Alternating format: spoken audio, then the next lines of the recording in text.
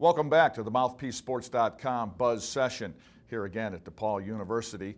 And the topic du jour is women's athletics. We have a change in the starting lineup. We still have Coach Weitzel from Hinsdale South and Coach Bruno here from DePaul, but the new man in the middle is Mike Procopio from Attack Athletics. He is Director of Basketball Operations and very germane to this session, Buzz Session, because the topic we just led out of was performance. And I'm talking specific individual performance and performance training, something that Attack Athletics, I think, specializes in. Mike, you mentioned in the break how you have some aspiring NBA draftees, a name a lot of people know, like an O.J. Mayo, who are spending time at Attack. Well, it wasn't that long ago there was no such thing as Attack Athletics, which is a center, a whole complex devoted to individuals making themselves better athletes. Would that be accurate? Absolutely, absolutely. We try. We're very lucky to have a great clientele of basketball players that train with us. We have Kobe Bryant, Dwayne Wade, Q Richardson, Juwan Howard, Mike Finley. We've got we have a big base of players that want to get better and, prolong their careers. And players don't understand that not everyone's going to be Dwayne Wade or not everyone's going to be Kobe Bryant. And it excites us to work with our clientele that wants to work hard. I went out to California to work for Nike, and Kobe was having an event, and I got a text message that said, all right, Kobe wants to work out tomorrow. And I said, that's fine. He said, well, just be in the lobby at 4:30. I said, great, we've got a dinner break from 4 to 5. He goes, no, 4:30 a.m. Oh. So I had to work out Kobe at 5 a.m. and 3-hour workout, basketball. He beat me at the gym. He was there at 4:45.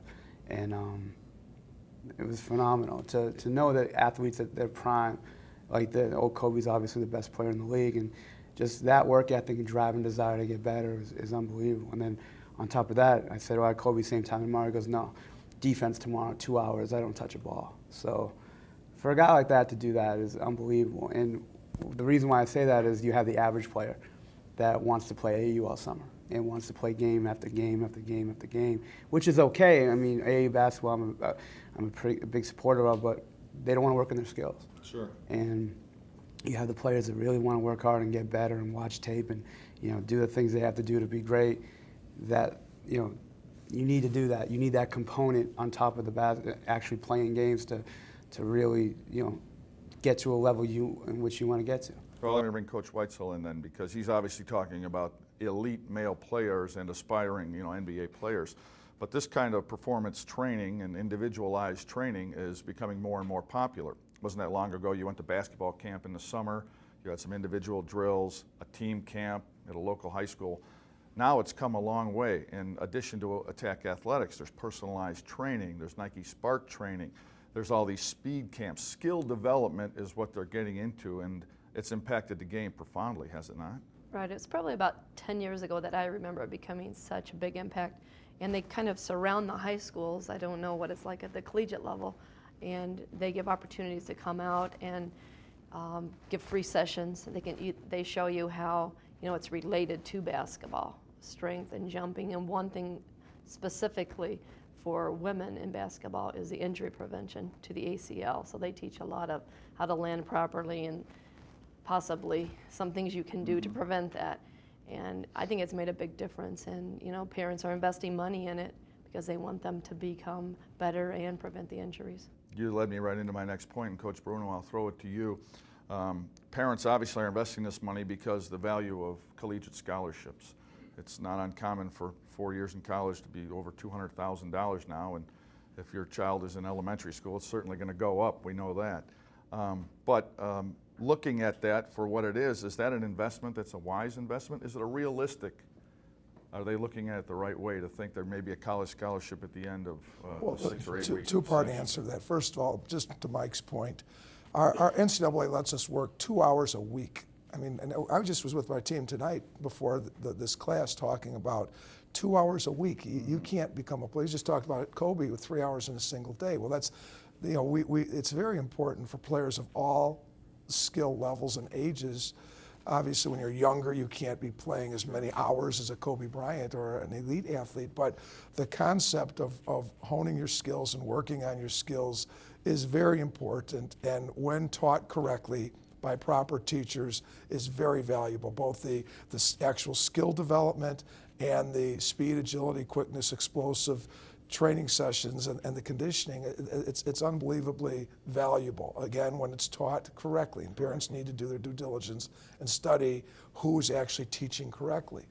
The realism about the scholarship, I really think if a parent wants to think that way, that we must invest to get our son or daughter to become a scholarship athlete, I think they're a little bit awry as a total development of their child. I mean, this child needs to be developed socially, this child needs to be developed intellectually and academically, this child needs to be developed certainly as an athlete, but to start thinking about scholarship when they're 7, 8, 9, 10 years old, trying to create prodigies, I think that is really, I run the risk of alienating some parents right now, but I still think they are in a place of selfishness for themselves. Actually, I mean, they want to see their child look good for themselves, and that will take care of itself. The scholarship will be there. If you're investing to make your child the best they can be in all these other areas, it's a great investment.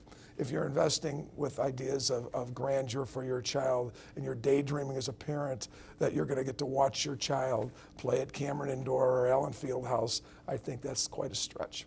Well put. Mike, I'll put it to you then, because your side of the industry, obviously O.J. Mayo and Dwayne Wade probably were going to make it anyway. They made themselves better players, but do gentlemen in your industry find it difficult to deal with parental involvement when it's unrealistic, like Coach Bruno was just It's relating? extremely difficult because of the fact that there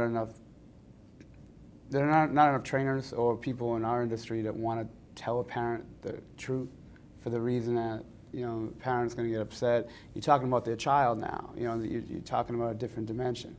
But it would help them a lot. I think the parents would help themselves a lot by seeking advice from people who are going to tell them straight. Say, and not try not to be disrespectful, but you have to tell them, say, well, as far as the evaluation prospect of it, probably not. I mean, I have unrealistic parents that have walk-ons, no offense to walk-ons, but, at the end, want to talk about pro potential for their children, and, you're saying, come on, try to just, push your son or daughter to be the best player they can be. And yeah, you want to invest money in their training, that's great, because it can do nothing but help, especially what Coach said, do your due diligence about getting the right trainer and the person that's going to help your son or daughter to succeed and excel in their sport. But it's extremely difficult to really be 100% honest. You want to say, listen, I'll do everything we can. I'll give them every component that they need to be successful. Although at the end of the day, it's going to be up to the player and also a coach to recruit, and it's to recruit your child, and it's tough. It really is, because parents that come to us about training, we train a lot of players at the grassroots level too, but it's tough because they see on our wall, they walk in our locker room, they see Michael Jordan's locker, Kobe's locker, D. Wade's locker, and they say, well, where's my son's locker? And you're like, yeah, well, the public locker room's that way. Let me ask Coach Weitzel, there's a lot more involved. There's a lot more that you get out of athletics than just perhaps a scholarship or your name on the wall. For most, 99.9%, that's not even an option. Is there anything wrong with being the best player you can be if the best player you can be plays 6 minutes a night, but there's still the experience of being on that team and all the lessons that come with? Right, exactly. And I think, even at the college level, Doug finds this too, you have those kids that give you everything, every minute in the off season, in the preseason. And we try to, in our program, we have always to give them the accolades as much as we could also through honors and awards. That pays dividends down the road in life, and those lessons that you learn on the court are applicable in the classroom and in the workforce moving forward. I think Right. we'd all agree to that. I've had so many players that have come back that weren't my best players, but they've been my assistant coaches through the years that have just taken great pride in wearing the uniform. And like he was talking about, being the best that you can be. Well, I want to thank all of you for being the best that we've had here tonight. Coach Weitzel, Mike, Coach Bruno, thank you for participating in the MouthpieceSports.com Buzz session. That'll wrap it up for this one. Join us again here on MouthpieceSports.com.